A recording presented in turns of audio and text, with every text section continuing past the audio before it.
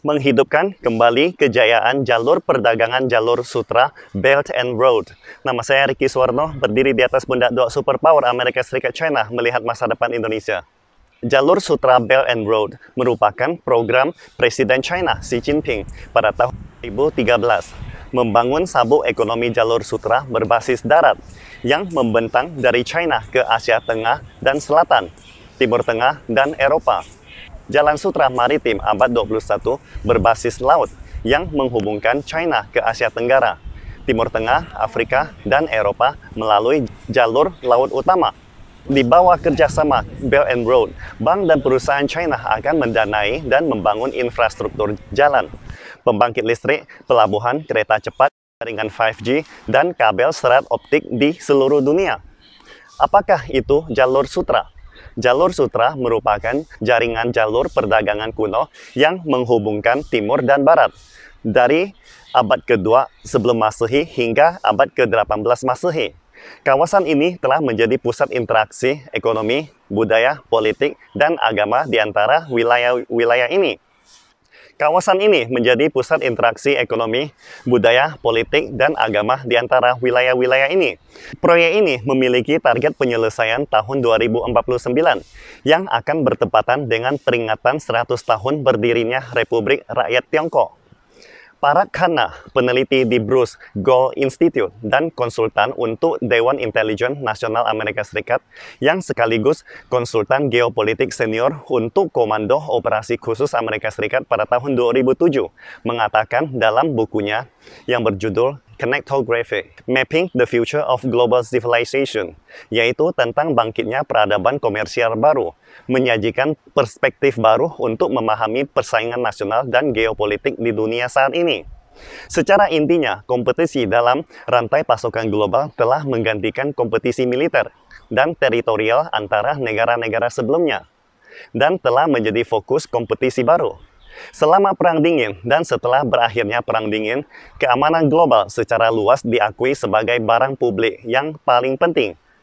Penyedia utama keamanan global adalah Amerika Serikat, satu-satunya negara adidaya setelah Perang Dunia Kedua.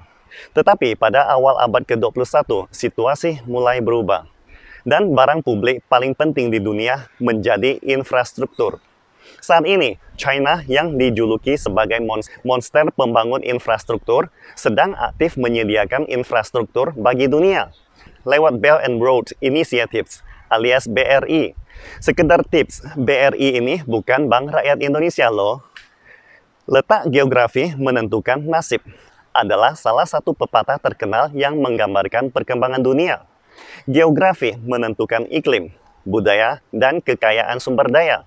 Jika sebuah negara kecil terperangkap di antara negara-negara besar, pada akhirnya akan memiliki nasib yang sangat rumit. Jared Diamond dalam bukunya Guns, Germs, and Steel, The Fates of Human Societies mendeskripsikan secara jelas tentang nasib geografi suatu negara. Pembangunan infrastruktur mengubah pentingnya letak geografi. Dengan pengembangan transportasi global, infrastruktur komunikasi dan energi, jalan raya, kereta cepat, bandara, jaringan pipa minyak dan gas, bahkan jaringan listrik dan kabel serat optik sedang membentuk ulang masa depan. Keterkaitan satu sama lain dan saling mempengaruhi nasib bersama.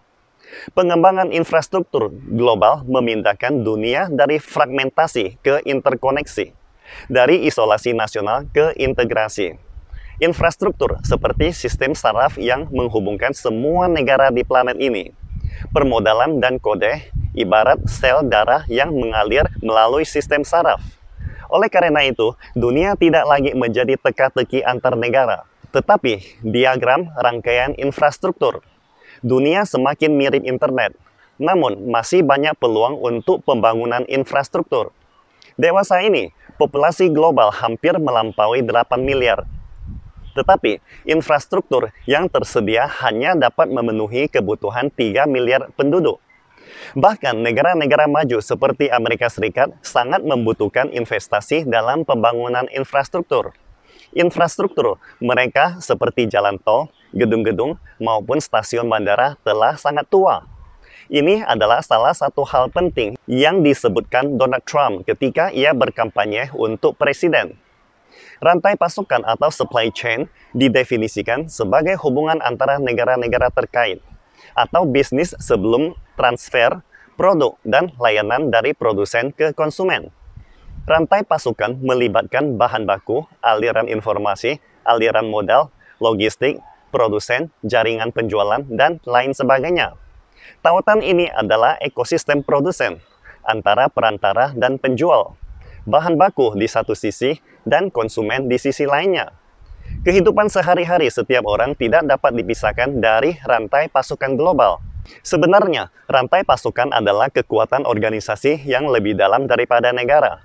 Geografi politik Inggris bernama Mackinder pernah mengatakan, barang siapa yang menguasai Eropa Timur, dia bakalan menguasai pedalaman daratan. Barang siapa yang menguasai pedalaman daratan, dialah yang bakal menguasai pulau dunia. Dan barang siapa yang menguasai pulau dunia, dialah yang akan menguasai dunia. Pulau dunia saat ini adalah nama kolektif Mackinder untuk Eurasia dan Afrika. Pernyataan Mackinder adalah ungkapan geopolitik paling terkenal di abad ke-20 dan banyak dikutip oleh para pemimpin militer dan politik dunia saat itu. Tetapi para Kana menambahkan, di abad ke-21 pernyataan yang lebih tepat adalah barang siapa yang mengendalikan rantai pasokan, dialah yang akan menjadi pemimpin dunia. Infrastruktur dan rantai pasokan telah membawa setidaknya dua perubahan ke dunia. Pertama, arti wilayah sedang berubah. Perang terpenting abad ke-20 yang dilancarkan oleh orang-orang barat adalah sengketa wilayah. Artinya, memperebutkan wilayah dan sumber daya alam negara lain.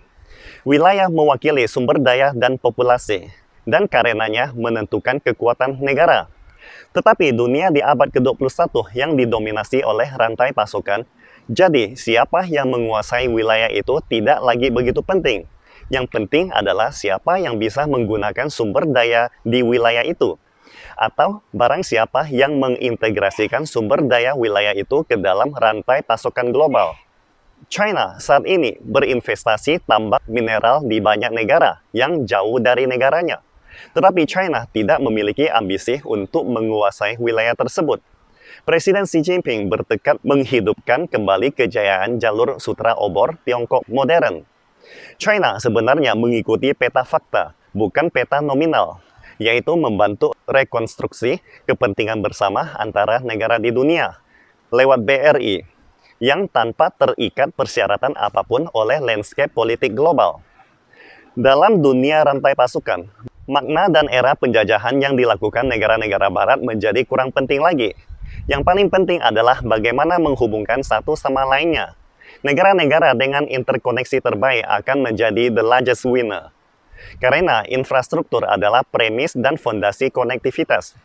Infrastruktur menjadi barang publik yang terkenal di dunia saat ini, seperti halnya keamanan global. China telah terbukti berada di posisi terdepan di dunia dalam membangun dan menyediakan layanan infrastruktur. Bantuan China untuk Afrika seperti Belt and Road berupaya membangun infrastruktur yang saling terhubungkan.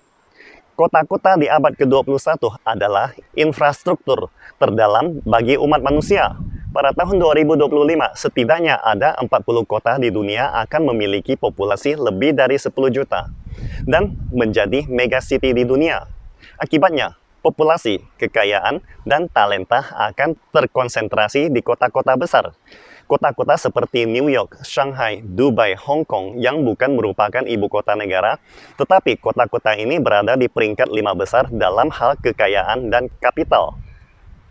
Kesimpulannya, pentingnya pembangunan kota dan rantai pasokan bagi manusia di suatu hari mungkin akan jauh lebih penting dari suatu negara.